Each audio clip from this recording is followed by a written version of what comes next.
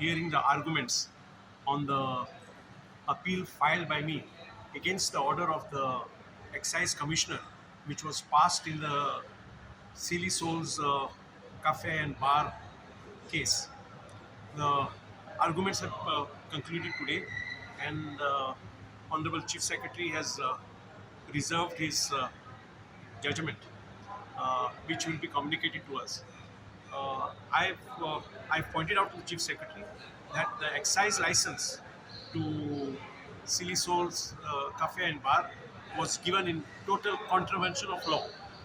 The license was given in the name of Anthony de Gama, but the whole restaurant was being run by 8 All Food and Beverages, a company which is run by the husband of Union Women and Child Minister Smriti Irani. It is Zubin Irani, the husband of Smriti Irani, that was running this place. So I pointed out that the family of Anthony Gigama had nothing to do with this restaurant whatsoever.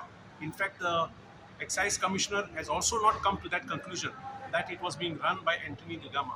I have also, in my appeal, taken 33 grounds pointing out that the whole license was given contrary to law, with incomplete documents, with bogus and forged documents, because the application was signed by Anthony de Gama for renewal after he was dead. In fact, even the death certificate of Anthony de Gama was obtained by me from Bombay and produced before the excise commissioner. So this whole case smacks of a lot of forgery, and it is totally unacceptable the way in which the license was given contrary to law. In fact, the law requires a restaurant to be running before an excise license is given.